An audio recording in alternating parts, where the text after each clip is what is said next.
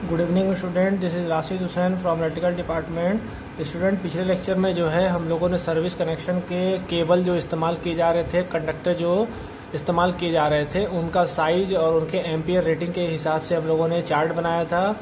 और इस लेक्चर में हम लोग पढ़ेंगे कि जो सर्विस कनेक्शन हम लोग करते हैं उसमें करंट की वैल्यू किस तरीके से निकालेंगे, या जो कंडक्टर हम लगाएंगे उसकी साइज किस तरीके से हम लोग निकालेंगे। तो चलिए जो है हम लोग सबसे पहले सर्विस कनेक्शन सिंगल फेज में बहने वाली धारा को यानी करंट को कैसे निकालेंगे उसका फार्मूला देख लेते हैं और उसका डेरिवेशन भी देख लेते हैं। तो चलिए जो है यहाँ पे लिखते हैं सबसे पहले सर्विस कनेक्शन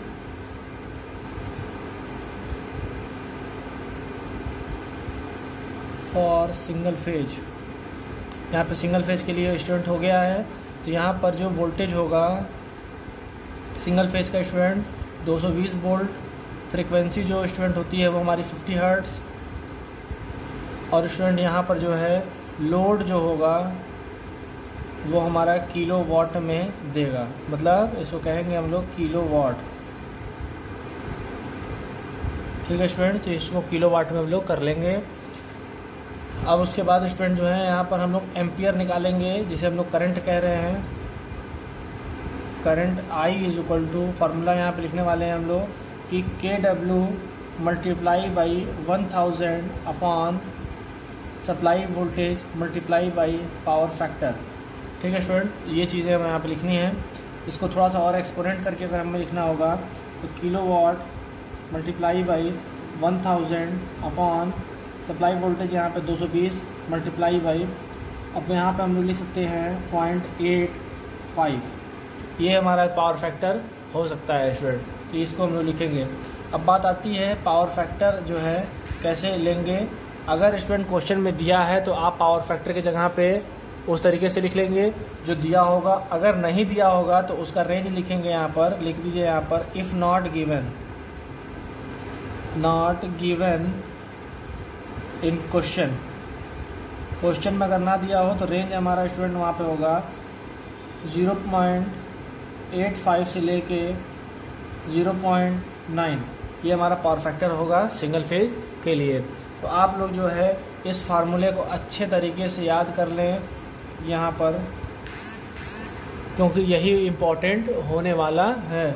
इसी से ही जो है हर चीज़ जो है हम लोग निकालेंगे और इसी से जो है एम्पियर रेटिंग निकालकर और कंडक्टर की साइज को डिसाइड करेंगे कि हमारा सर्विस कनेक्शन में कौन सा कंडक्टर लगेगा या कौन सा केबल का इस्तेमाल हम लोग सर्विस कनेक्शन में लेंगे। तो इस चीज़ का स्क्रीनशॉट ले लीजिए। फिर उसके बाद हम लोग जो है सर्विस कनेक्शन में 3 फेज में जो इस्तेमाल होता है उसके बारे में देखेंगे।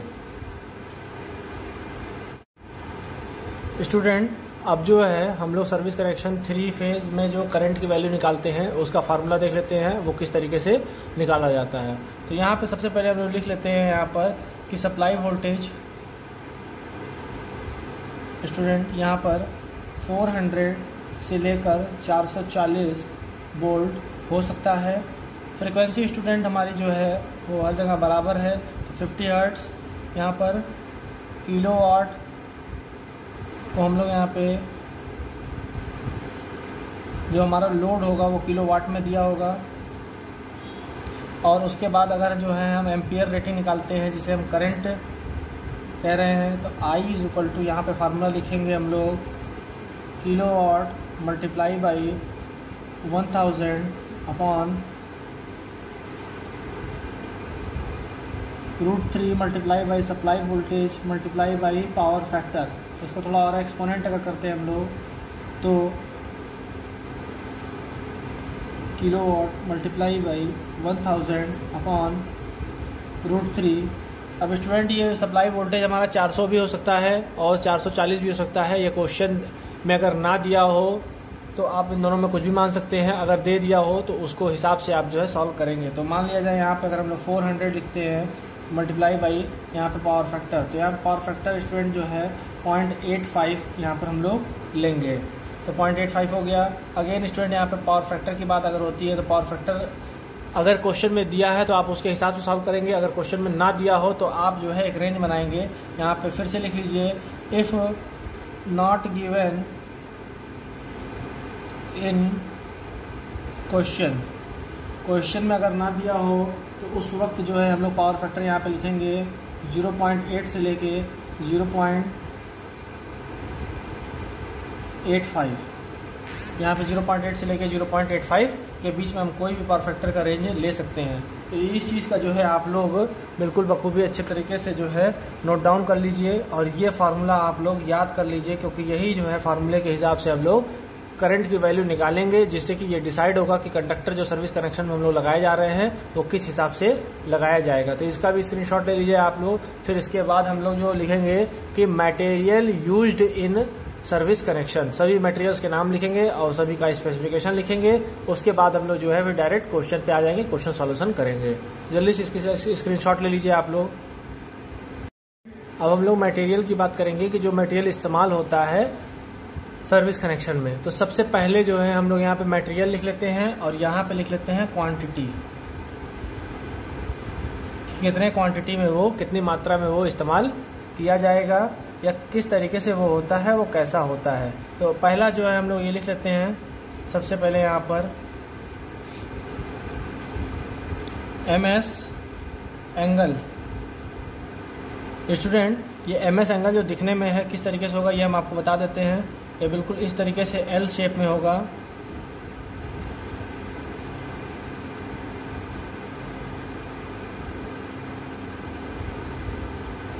जैसा यहाँ डायग्राम में दिखाया जा रहा है ये L शेप।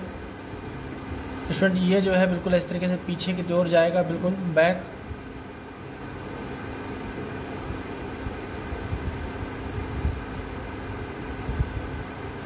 ये आप लोग समझ लीजिए, इसकी जो है बिल्कुल L शेप में वो एंगल गया हुआ है। अब इसकी साइज की बात करते हैं तो स्टूडेंट ये जो साइज होता है यहाँ से यहाँ तक का, इसको हम लोग L लेते हैं और इसको स्टूडेंट हम लोग जो है B लेते हैं। ठीक है स्टूडेंट, तो अब ये जो है हमारा साइज हो गया। MS एंगल की साइज जो अवेलेबिलिटी होती है वो पहला होता है 100 मल्टीप्लाई बाई 100। ठीक है स्टूडेंट, मतलब BL इंटू B। अब बात आती है इसकी मोटाई, यानी गेज जो होती है वो विड्थ जिसे कहते हैं, जो विड्थ होती है वो कितनी ऊंचाई होती है। तो यहाँ पे हम लोग उसको जो है W से डिनोट करेंगे। यहाँ पर स्टूडेंट जो है हमारा विड्थ जो होता है वो 6 होता है। ठीक है, और ये सभी चीज़ें जो हमारी दी गई हैं वो mm में दी गई हैं, मतलब मिलीमीटर में बताई गई है। तो पहला जो है स्टूडेंट ये होगा। दूसरे की बात करेंगे तो 75 multiply by 75 multiply by 6 mm, यहाँ पे हो जाएगा। एंड द थर्ड वन जो हो जाएगा वो जो हल्के के लिए इस्तेमाल करते हैं वो 50 multiply by 50 multiply by 6 mm। तो एक MS एंगल ये भी होता है। तो ये 3 MS एंगल इस्तेमाल हो गए हैं यहाँ पर। इस चीज़ का जो है आप लोग नोट डाउन करेंगे। अब बात आती है कि जो 50 mm 50 ये वाला दिया गया है ये सिंगल फेज के लिए इस्तेमाल किया जाएगा और अप टू 5 किलोवाट लोड के लिए इस्तेमाल किया जाएगा। मतलब सिंगल फेज होना चाहिए और 5 किलोवाट तक के लोड के लिए इस्तेमाल ये किया जाएगा। और फिर जब इसकी बात करते हैं हम लोग तो ये भी स्टूडेंट सिंगल फेज के लिए इस्तेमाल होगा। और यहाँ पर जो है ये 10 किलोवाट जो है लोड के लिए कैपेबल हो सकता है। ऑब्लिक 3 फेज की अगर हम बात करें तो 3 फेज में यहाँ पे 5 किलोवाट का लोड ये कैपेबल है, जो है लोड ये ले सकता है। ठीक है स्टूडेंट, अब यहाँ पे जो है यहाँ पे डायरेक्टली हम लोग 3 फेज की बात करते हैं तो 3 फेज में यहाँ पर हम लोग जो है यहाँ पर 25 किलोवाट के लोड को लेने में सक्षम होते हैं। 25 किलोवाट तक का लोड यहाँ पे लिया जा सकता है इस चीज़ से। उसके बाद जो है स्टूडेंट हम लोग अंडरग्राउंड का काम करने लगते हैं, जो अंडरग्राउंड सेक्शन हम लोग देखे थे वहाँ पर। तो अब जो है इस चीज़ का जो है हम लोगों ने कर लिया है। अब बात आती है कि अगले पॉइंट्स की। तो अगला पॉइंट हमारा ये होगा GI pipe. GI pipe student ये जो हम लोगों ने इस्तेमाल किया है, ये इतना जो मटेरियल ये इस्तेमाल कहाँ होगा, ये हमारा होगा vertical oblique horizontal bracket type service connection में। ठीक है स्टूडेंट, इन नामों का जो है हम लोग इस्तेमाल कहाँ करेंगे, वर्टिकल या ब्रैकेट टाइप के जो है सर्विस कनेक्शन में। अब GI पाइप की बात आती है तो GI पाइप जहां हम लोग इस्तेमाल करेंगे या GI टाइप के जो है सर्विस कनेक्शन होता है वहां पर इसका जो है हम लोग इस्तेमाल करेंगे। तो इसको लिख लीजिए यहाँ पर। तो यहाँ पर आता है इसका range 16 mm square, 19 mm square, जिसे हम लोग 20 mm भी कह रहे हैं, यहाँ पे 25 mm स्क्वायर, इसको हम लोग 1 इंच भी कहते हैं, 1 इंच की पाइप। और उसके बाद होता है हमारा 31.5 mm का, और उसके बाद स्टूडेंट होगा 38 mm स्क्वायर। तो ये चीज़ें जो हैं आप लोग इसको बिल्कुल नोट डाउन करेंगे और यही चीज़ें जो है हमारी इस्तेमाल होंगी। अब उसके बाद स्टूडेंट यहाँ से जो है 25 mm तक का जो इस्तेमाल करेंगे, ये सिंगल फेज़ के जो है सप्लाई के लिए होगा, सर्विस कनेक्शन के लिए होगा, और यहाँ से यहाँ तक के लिए वो होगा वो 3 फेज़ सर्विस कनेक्शन में इस्तेमाल होगा। ये स्टूडेंट जो है आप प्रैक्टिस करके ही जान सकते हैं, विदाउट प्रैक्टिस जो है आप लोग इस चीज़ को जो है नहीं समझ में आएंगे। तो जो है इस चीज़ को आप लोग स्क्रीनशॉट ले लीजिए, फिर उसके बाद जो है हम लोग अगले मटेरियल का नाम लिखेंगे और उसके बाद उसके बारे में देखेंगे। अब अगला स्टूडेंट हमारा होगा GI बैंड। जो हमारे GI टाइप के सर्विस कनेक्शन में ऊपर टॉप पे बैंड लगाया जाता है जिससे कि कंडक्टर को इन किया जाए। तो उसकी साइज अगर हम लोग देख लेते हैं तो साइज होगा यहाँ पर 16 mm स्क्वायर, यहाँ पे 20 mm स्क्वायर, 25 mm स्क्वायर, उसके बाद 31.5 mm स्क्वायर। जो पाइप की साइज थी वही यहाँ पे भी होगा 38 mm स्क्वायर। GI बैंड हो गया यहाँ पर। स्टूडेंट यहाँ पे जो है 19 mm भी इसको हम लोग कहते हैं, ठीक है। तो ये हमारी साइज हो गई और ये सभी चीज़ें जो हैं वो mm में इनकी दी गई हैं। अब बात आती है अगले पॉइंट की, तो जिसे हम लोग रैग बोल्ट कह रहे हैं, आई रैग जो होता है वो उसकी साइज होती है 12 गुर्ते 150 mm, यहाँ पर 12 × 150 mm। उसके बाद स्टूडेंट होगा हमारा रैग बोल्ट, इसकी साइज होगी स्टूडेंट 12 × 150 mm। उसके बाद स्टूडेंट होगा यहाँ पे आई रैग बोल्ट,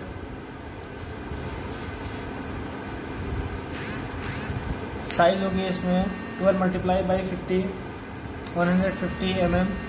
स्टूडेंट ये इसका साइज है। ये देखने में कैसा है स्टूडेंट, इस चीज़ को जो है आप लोग नोट डाउन करें। सबसे पहले अगर हम लोग आई जो है रैग बोल्ट के बारे में बताते हैं या आई रैग के बारे में बताते हैं तो ये एक बिल्कुल ऐसे गोले में होगा, रिंग, और ये ऐसे बिल्कुल ये स्ट्रेट होकर यहाँ पर, और ऐसे यहाँ पर टेपरिंग हो जाएगा इस तरीके से। तो ये हमारा जो है आई रैग हो गया। स्टूडेंट इसकी जो यहाँ से यहाँ तक की विड्थ है डाया, ये हमारी जो है 12 हो जाएगी, और यहाँ से यहाँ तक की हो जाएगी हमारी वो 150 यानी 150 mm, ठीक है। तो इस चीज़ का जो है आप लोग नोट डाउन करेंगे। वैसे ही यहाँ पर रैग बोल्ट की अगर बात की जाए तो रैग बोल्ट जो है बिल्कुल इस तरीके से टेपर्ड होगा यहाँ पर।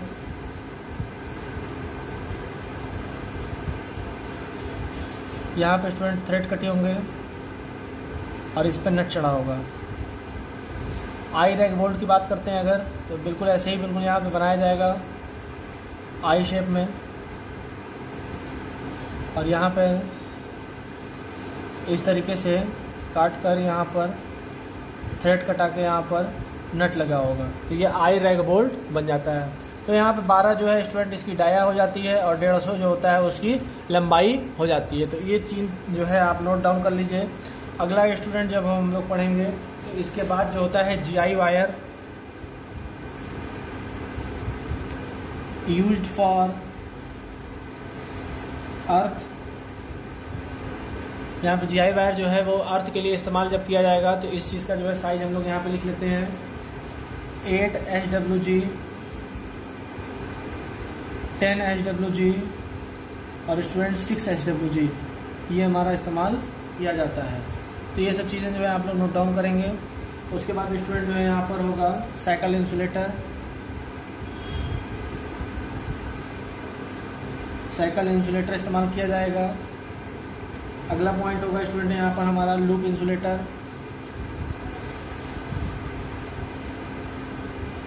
लूप इंसुलेटर जो है हमारा इस्तेमाल होगा। अगला इस्तेमाल हम लोग करेंगे split insulator,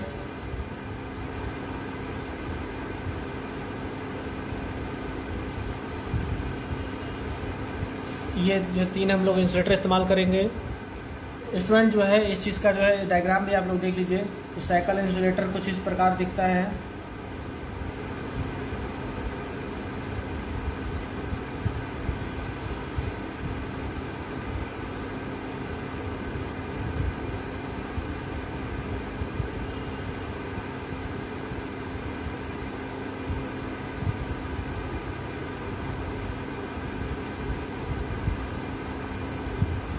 student cycle insulator कुछ इस प्रकार दिखेगा। यहाँ पे नट बोल्ट लगे होते हैं। लूप इंसुलेटर की बात करें अगर,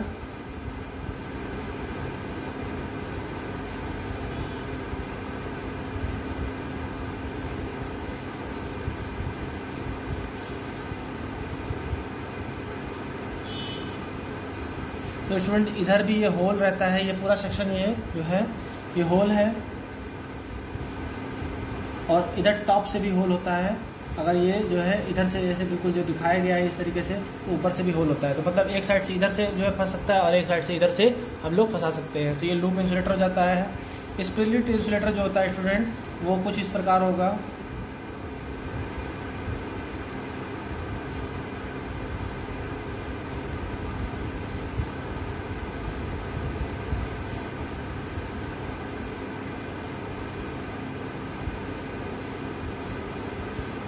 कि एक कंडक्टर यहाँ से चला जाए और एक कंडक्टर यहाँ से चला जाए, नीचे ऊपर से करके चला जाए, और दोनों को हम लोग जो है टाई अप कर दें।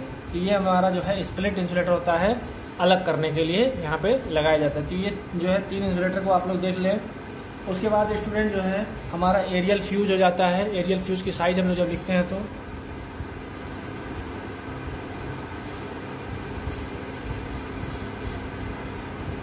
Aerial fuse,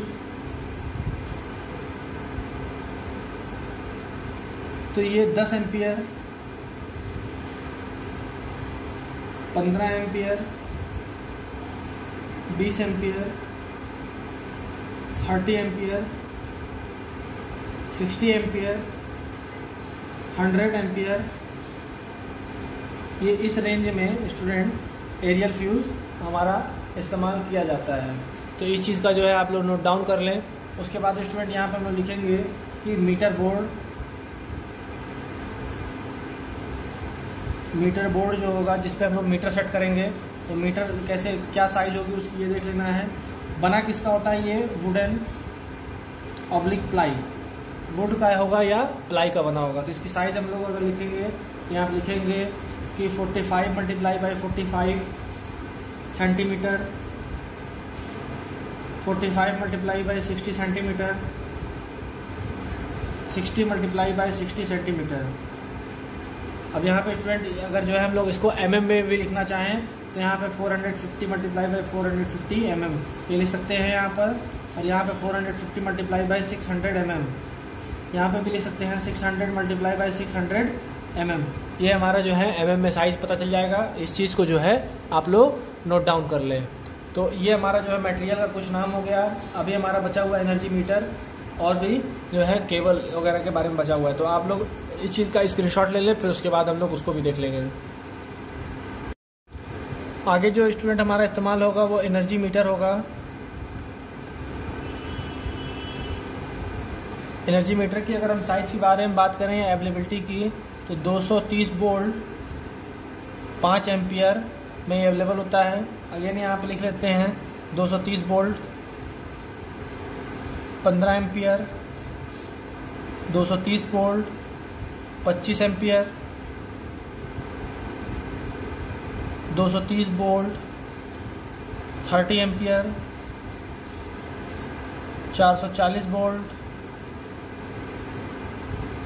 25 ampere,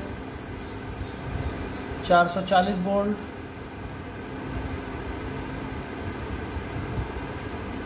60 ampere, 440 volt 100 ampere. Student इस रेंज में जो है हमारा एनर्जी मीटर आता है और इस रेंज में ही हम लोग जो है उस चीज़ को अपना सर्विस कनेक्शन करेंगे। अब उसके बाद स्टूडेंट होगा हमारा केबल 2 कोर। जो केबल हम लोग इस्तेमाल करते हैं जब हमारे टर्मिनल पोल से अपने मीटर बोर्ड तक ले जाना होता है, तो उस जगह पे हम लोग वेदर प्रूफ यहाँ पे लिख लेते हैं, वेदर प्रूफ ऑब्लिक पीवीसी जो है वायर हम लोग या केबल इस्तेमाल करेंगे। 2 कोर का होगा तो उसकी जो है साइज लिख लेते हैं 2.5 mm square, 4 mm square, 6 mm square, 10 mm square, 16 mm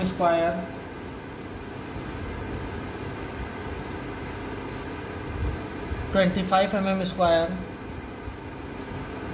ये सारी चीज़ें जो हम लोग लिख लिए हैं। स्टूडेंट जो है इसका एम्पियर रेटिंग हम लोगों ने पिछले लेक्चर में पढ़ लिया है कि कौन से जो है साइज की कितनी एम्पियर रेटिंग की लोड कैपेसिटी ये ले सकते हैं। अगला पॉइंट हम लोग यहाँ पे लिखेंगे कि कट आउट जिसे कह रहे हैं, या किट कैट फ्यूज जिसे कह रहे हैं, या हम लोग कह सकते हैं फ्यूज यूनिट। पोर्सलिन का बना होगा ये मटेरियल जो होगा,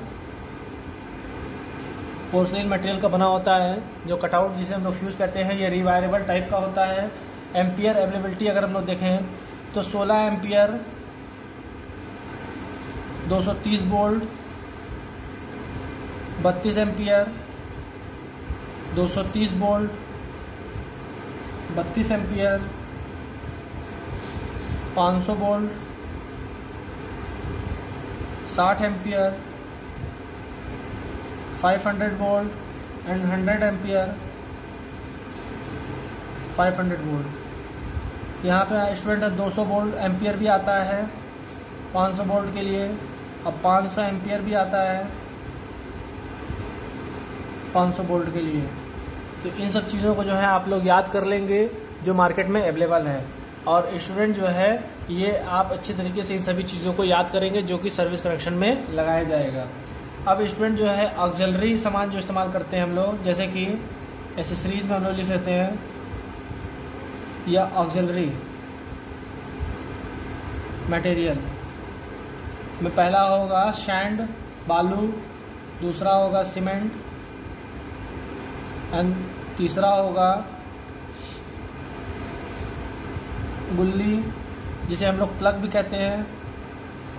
ये लकड़ी का भी हो सकता है, वुड का, ऑब्लिक पीवीसी का बना होगा, ये हम लोग लिखेंगे। And the last one is